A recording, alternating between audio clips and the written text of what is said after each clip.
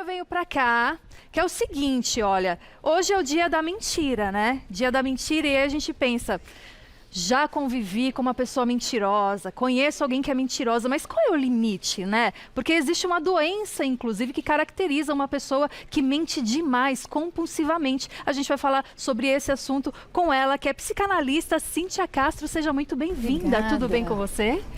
Prazer te receber.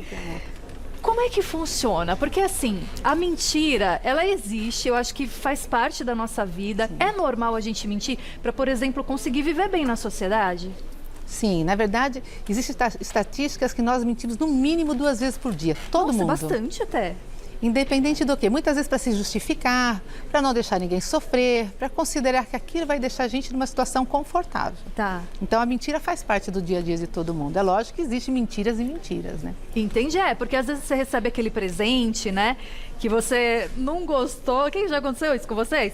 Não gostou do presente, aí você fala pra pessoa, ai, eu adorei, né? Poxa, porque você não vai deixar a pessoa mal, chateada. Então isso é normal, faz parte. Sim, aí seria uma mentira ocasional. Tá. Que aí você está sendo social, você está sendo educado. Quando alguém mostra uma foto, um sapato que comprou e você vai falar, ah, olha o sapato que lindo. Ah, sim, é lindo. E você não achou, não é o seu estilo. Então isso é o normal que a gente faz todo dia.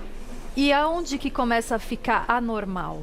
Quando ela interfere no seu trabalho, no seu relacionamento, quando ela atrapalha o seu convívio com as pessoas, quando as pessoas começam a perder confiança. Tem pessoas que mentem por hábito, tem pessoas que mentem para conseguir alguma coisa e manipular. É hora que a gente tem que parar e analisar. Peraí, essa mentira é uma mentira ocasional, por educação, para não gerar um sofrimento a alguém, ou é algo que pode ser o hábito de uma pessoa, ou ela prejudica a minha vida.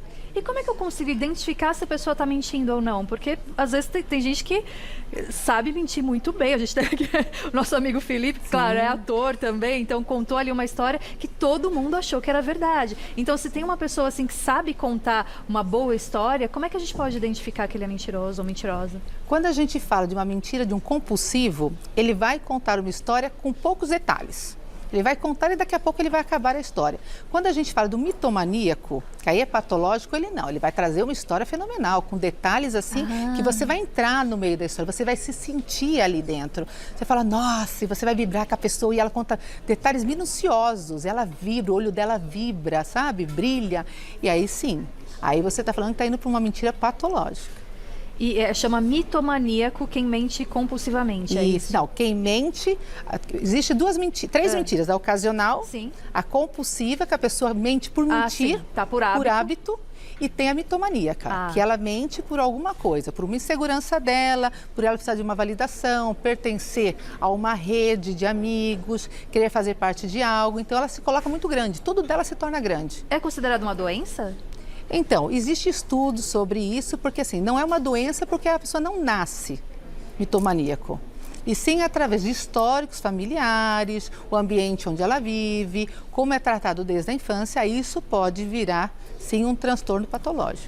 Mas, Cíntia, a pessoa que é mitomaníaca, ela provavelmente acredita que a história dela é verdade, então ela não tem a consciência de que tem esse problema? No começo ela acredita. Não, minto. No começo ela não acredita porque ela sabe que ela está mentindo, mas depois do desenrolar da coisa ela começa a entrar de uma tal maneira. Por exemplo, o compulsivo ele vai falar para você, olha, eu fui passear e encontrei um artista, tirei uma foto, ponto. Nunca mais vai tocar nesse assunto. O mitomaníaco não.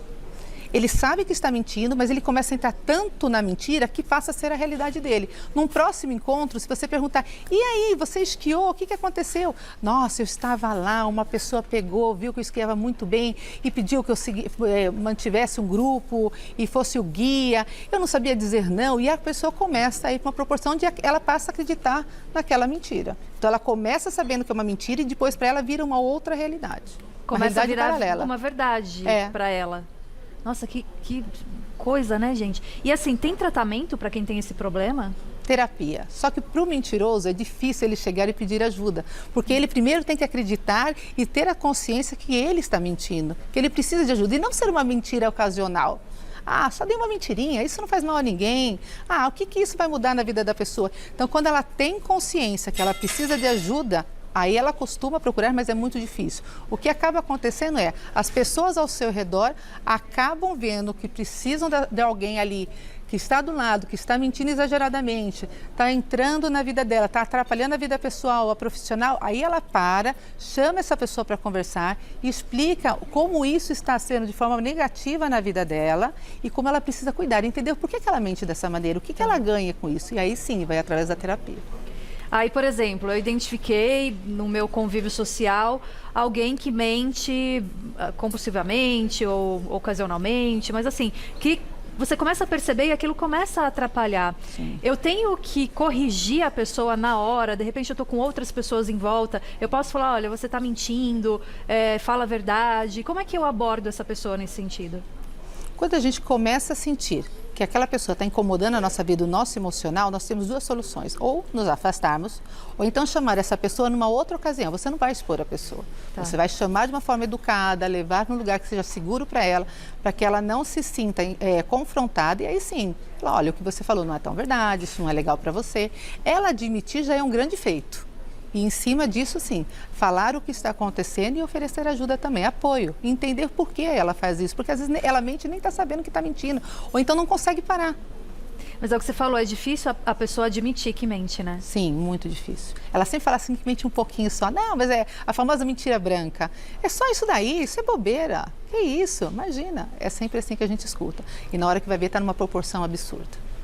E é triste isso, né, gente? Porque a pessoa que está passando por isso, que é um problema, que precisa de tratamento, que precisa de terapia, ela perde totalmente a credibilidade no meio dela, seja com a família, seja no trabalho. Então, assim, nunca mais ninguém vai acreditar nessa pessoa. Então, você imagina o problemão que causa, por exemplo, se ela quer subir de cargo, ou se ela quer, enfim, casar com uma pessoa, construir uma família. Acho que atrapalha em tudo na vida. Sim, confiança é a base de tudo. De tudo, é como um cristal quebrado.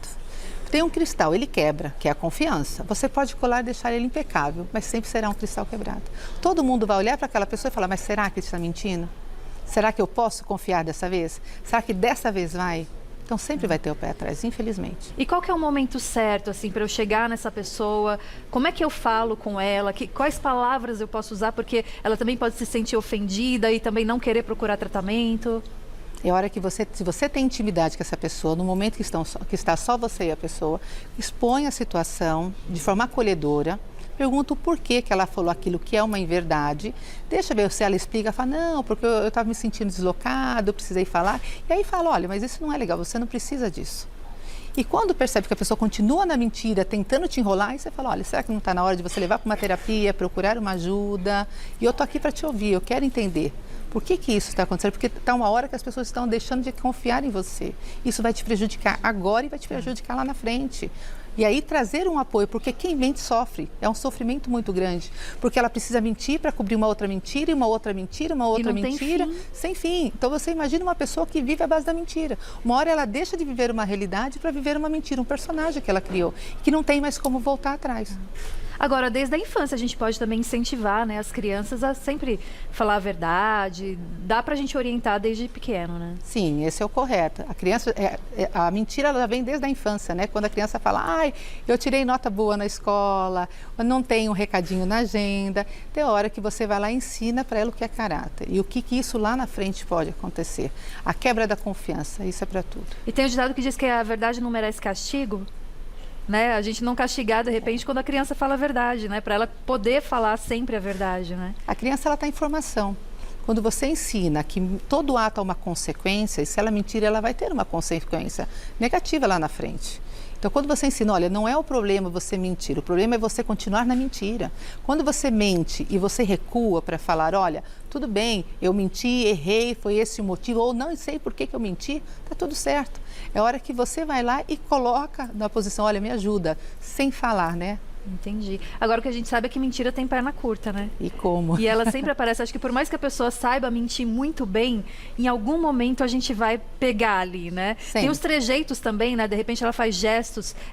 Tem aqueles investigadores, né? Que quando eles vão entrevistar, enfim, algum criminoso, eles sabem através dos gestos que a pessoa está mentindo, né? A gente fala de linguagem corporal. O mentiroso, ele fica assim com a mão, ou ele começa a fazer na ponta, ou ele mexe no ouvido. Coçar o nariz ou também, ele né? também pode coçar o nariz, ele vai na boca. Ele acaba tendo alguns tiques, o corpinho dele acaba se fechando, porque é o modo que ele está desconfortável com aquela situação e ele precisa se proteger. Fica tenso, O né? corpo fala o tempo inteiro, ele fala mais do que a boca da pessoa. Então você tem que pegar todo um contexto, é lógico. Você não pode ver uma pessoa que mexeu e falar, você está mentindo para mim, é um mentiroso, eu tinha certeza. Não, você vai ver todo um contexto da conversa, do ambiente, para saber se não é uma coceirinha mesmo, né? E esse é um problema, né, mitomaníaco. Agora, de repente, a pessoa que está acostumada aí, né, tem esse hábito de ficar mentindo, aí ela precisa, né, olhar para ela própria, por que que eu estou mentindo? Para que que eu estou fazendo isso? Quem que eu estou querendo agradar com isso, né? É se questionar. A mentira, ela vem de um comportamento muito complexo, que vem através de sentimentos como insegurança, rejeição, raiva, ciúmes. A gente hoje, quando a gente fala de rede social, a gente vê de uma pressão muito grande para você estar dentro do núcleo de todo mundo.